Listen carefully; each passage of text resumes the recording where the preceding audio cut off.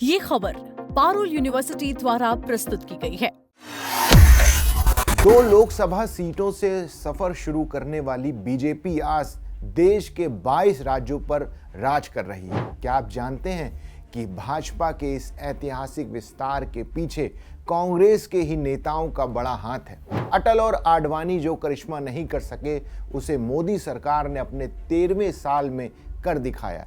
पूर्वोत्तर से लेकर बंगाल और बिहार तक हर जगह विरोधी दलों के नेताओं पर दांव लगाकर बीजेपी राजा बनी है। नमस्कार, मेरा नाम है अंशुल शर्मा और आप देख रहे हैं दैनिक जागरण। आज हम बात करेंगे देश की सबसे बड़ी राजनीतिक पार्टी भाजपा के उस सफर की जो किसी के लिए भी एक बड़ा लक्ष्य हो सकती है। वरिष्ठ पत्रकार और राजनीतिक विश्लेषक राजकुमार सिंह के एक विशेष लेख के हवाले से आज हम आपको बताएंगे कि आखिर बीजेपी की सत्ता के विस्तार की वो कौन सी रणनीति है जिसने उसे 3/4 भारत के सिंहासन पर बैठा दिया। सरकारों द्वारा अपने 100 दिन का भी जश्न बहुत जोर शोर से मनाने के इस दौर में केंद्र की नरेंद्र मोदी सरकार का 13वें वर्ष में प्रवेश करना अपने आप में एक बहुत बड़ी उपलब्धि है।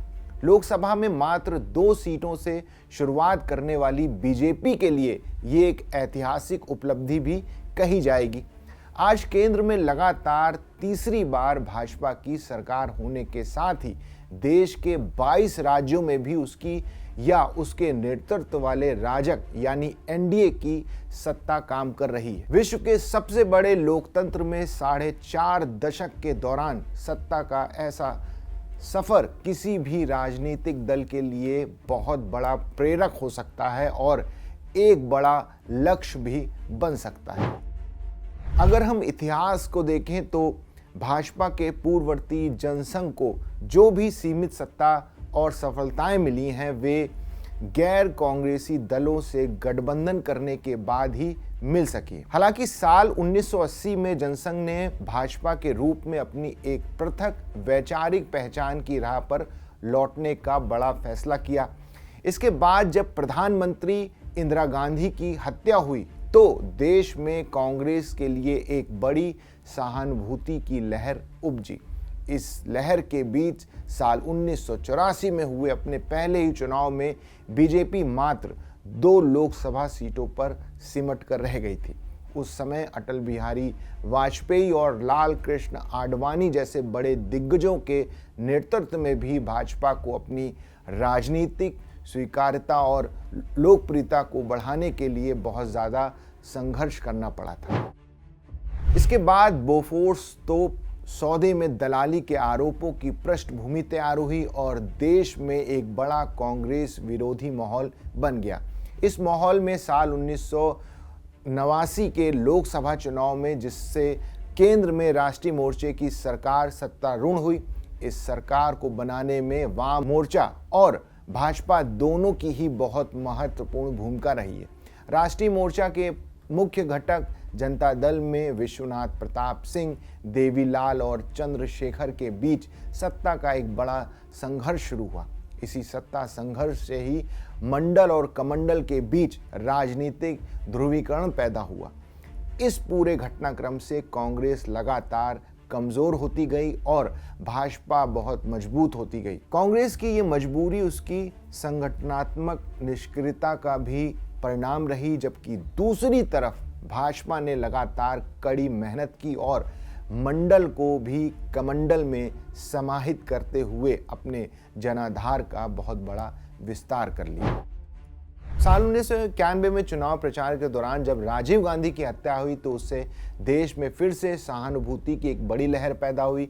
इस लहर से कांग्रेस पीवी नरसिम्हा राव के नेतृत्व में केंद्र में एक अल्पमत सरकार बनाने में तो सफल हो गई, लेकिन इन चुनावों में 161 सीटों के साथ लोकसभा में सबसे बड़े दल के रूप में उभरकर भाजपा पहली बार केंद्र में अपनी सरकार बनाने में सफल हुई। लेकिन लोकसभा में विश्वास मत हासिल करने से पहले ही महज 13वें दिन ही अटल बिहारी वाजपेयी ने प्रधानमंत्री पद से इस्तीफा दे दिया। संसद में सबसे बड़े दल के विरुद्ध हुई इस राजनीतिक गोलबंदी से जो सरकारें बनी वे कांग्रेस की कठपुतली गठबंधन सरकारें थीं।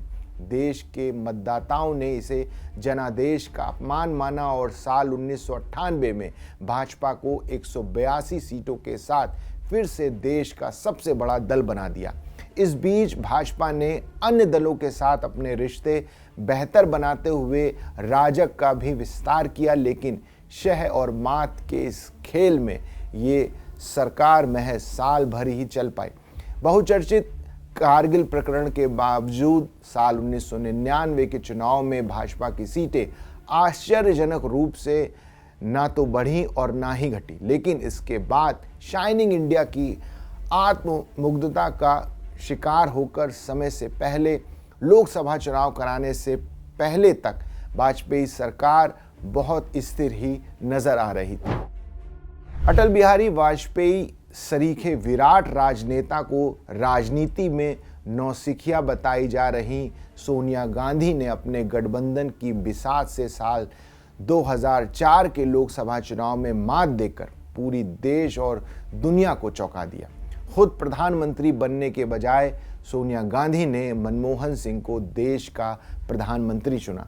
मनमोहन सिंह के नेतृत्व में साल 2009 के लोकसभा चुनाव में कांग्रेस साल 1984 के बाद पहली बार 200 सीटों का आंकड़ा भी पार कर गई, जबकि दूसरी तरफ भाजपा 138 सीटों से ही फिसलते हुए महज 116 सीटों पर जा पहुंची। मनमोहन सरकार के पतन के बाद देश की राजनीति में नरेंद्र मोदी का उदय हुआ। मोदी के नेतृत्व में 4 दशक बाद पहली बार किसी राजनीतिक दल को अपने दम पर पूर्ण बहुमत प्राप्त हुआ और उसके बाद से देश के पूरे राजनीतिक इतिहास ने एक बहुत नई करवट ले ली।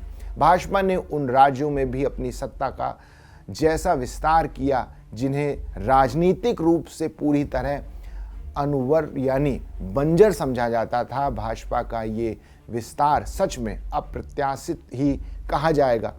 नरेंद्र मोदी के कांग्रेस मुक्त भारत के नारे की चर्चा आज भी अक्सर हो ही जाती है, लेकिन भाजपा के इस अभूतपूर्व विस्तार में विपरीत विचारधारा वाले अन्य दलों से आए नेताओं की भी एक बहुत बड़ी भूमिका रही है। भाजपा में शामिल होने वाले इन बाहरी नेताओं में सबसे ज़्यादा संख्या कांग्रेसियों की ही है। कांग्रेस के वर्तमान अध्यक्ष मल्लिकार्जुन खड़गे भी भाजपा में शामिल हुए कांग्रेस नेताओं का अक्सर अपनी बातों में उल्लेख करते रहते हैं। बेशक भाजपा ने कांग्रेस और खासकर नेहरू परिवार की छवि को कमजोर कर सकने वाले हर एक कांग्रेसी के लिए अपने दरवाजे हमेशा खोल रखे, लेकिन पार्टी ने खुद को मजबूत बनाने वाले कांग्रेसियों पर विशेष रूप से फोकस भी किया।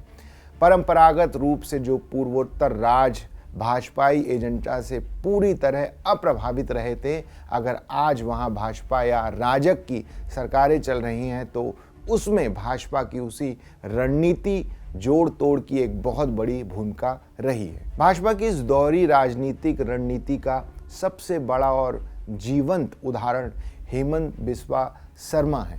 हेमंत बिस्वा शर्मा ने असम गण परिषद से अपनी राजनीति की शुरुआत की और इसके बाद वे कांग्रेस सरकारों में भी लंबे वक्त तक मंत्री रहे।